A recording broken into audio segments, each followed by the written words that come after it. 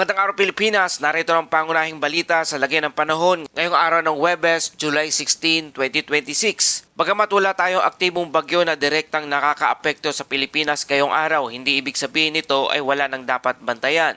Sa katunayan, patuloy na umiiral ang southwest monsoon o hanging habagat na nakakaapekto sa kanlurang bahagi ng Hilagang Luzon. Samantala sa malaking bahagi ng bansa ay posible pa rin ang mga biglaang pag-ulan, pagkulog dahil sa mga localized thunderstorm. Ano ang dahilan nito? Alin ang mga lugar na dapat maging alerto at ano ang dapat ninyong asahan hanggang mamayang gabi? Alamin natin. Mga kababayan, ayon sa forecast, ang pangunahing weather system na nakakaapekto sa bansa ay ang southwest monsoon na mas kilala natin bilang habagat. Ang habagat ay isa sa hangin nagdadala ng mainit at mamasa-masang hangin mula sa karagatan. Kapag naging aktibo ito, maaari itong maghatid ng mga pag-ulan lalo na sa mga lugar na nakaharap sa kanlurang bahagi ng ating bansa. Bagamat ang pangunahing epekto nito ngayon ay ang western section ng Northern Luzon, hindi ibig sabihin na ang ibang bahagi ng Pilipinas ay ligtas na para sa pag-ulan.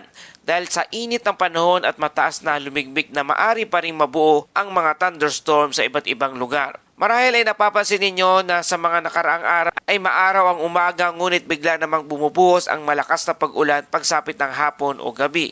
Ito ang karaniwang katangian ng localized thunderstorm. Habang umiinit ang panahon sa maghapon, tumataas ang init at mamasa-masang hangin. Kapag sapat na ang moisture at atmosphere, mabilis na nabubuo ang makakapal na ulap na maaring magdala ng malalakas na pag-ulan, pagkidlat at pagkulog sa loob lamang ng maikling panahon. Kaya kahit maliwanag ang kalangitan sa inyong lugar ngayong umaga, mahalaga pa rin maging handa dahil maaring mabilis na magbago ang lagay ng panahon sa bandang hapon. Para naman sa Metro Manila, inasahan ang bahagyang maulap hanggang maulap na kalangitan na may posibilidad ng isolated rain shower o thunderstorm lalo na sa bandang hapon o gabi.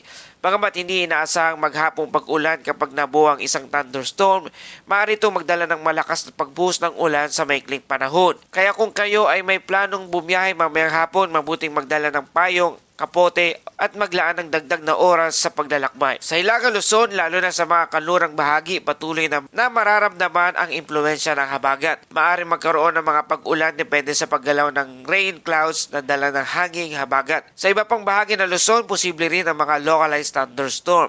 Sa Visayas, inasahan din ang bahagyang maulap hanggang maulap na kalangitan na may posibilidad ng mga panakanakapag-ulan at pagkulog partikular sa hapon at gabi. Habang sa Mindanao naman, magiging mainit sa maghapon ngunit may posibilidad ng localized thunderstorm sa ilang lugar pagsapit ng hapon o gabi. Bagamat isolated lamang ang inaasahang thunderstorm, hindi sapat na maliitin ang epekto nito. Kapag naging matindi ang thunderstorm, posible ang biglang pagbaha sa mga mabababang lugar, pagguho ng lupa sa mga bulubunduking lugar, mahinang visibility sa mga motorista, at pansamantalang pagkaantala ng ilang biyahe. Dahil dito, mahalagang manatiling nakatutok sa mga opisyal na weather advisories kung makakaranas ng masamang panahon sa inyong lugar. Para naman sa hangin at lagay ng karagatan, sa hilaga at kanlurang bahagi ng Luzon, inaasahan ang katamtamang hangin mula sa timog hanggang timog kanluran. Ang taas ng alon ay nasa pagitan ng 1.2 hanggang 2.5 metro ang taas. Kaya katamtaman ang kondisyon ng karagatan at pinapayuhan ang maliliit na kasasakyang pandagat na maging maingat. Samantala, sa nalalabing bahagi ng bansa, bagaan hanggang katamtaman ang hangin mula sa timog silangan hanggang timog, habang ang taas ng alon ay nasa 0.6 hanggang 1.5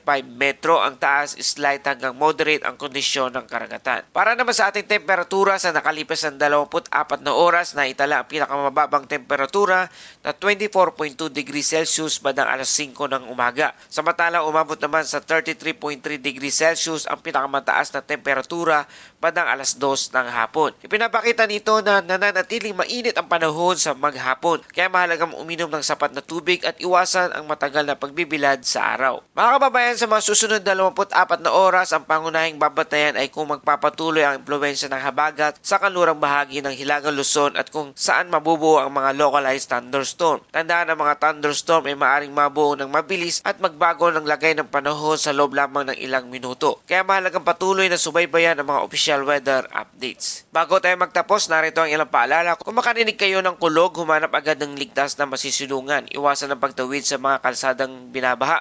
Kung kayo ay nasa bulubunduking lugar, maging alerto sa posibilidad ng pagguho ng lupa kapag tuloy-tuloy ang malalakas na pag-ulan. At para sa mga mangingisda, suriin muna ang kondisyon ng karagatan bago pumalaot. At sa ating Bible verse of the day mula sa Awit 121 verse 1 and 2. Itinataas ko ang aking mga mata sa kabundukan. Saan magagaling ang aking saklolo? Ang aking saklolo ay nagmumula sa Panginoon na gumawa ng langit at lupa. Mga kababayan, habang tayo naghahanda sa anumang pagbabago ng panahon, naway manatili rin ang ating pagtitiwala sa Diyos kasabay ng ating pagiging maingat at pagiging handa. At yan po ating update sa panahon. Kung nakatulong sa inyo ang ulat na ito, ibahagi sa inyong pamilya at mga kaibigan upang mas marami ang maghihanda sa anumang pagbabago ng panahon. Huwag din kalimutan i-like at i-share ang video na ito. Salamat sa iyong patuloy na pagtangkilik at pagsuporta. Ito ang Pilipinas Weather ngayon na lagi nagpapaalala, maghihanda, magliligtas, mag-alerto, ingat tayong lahat.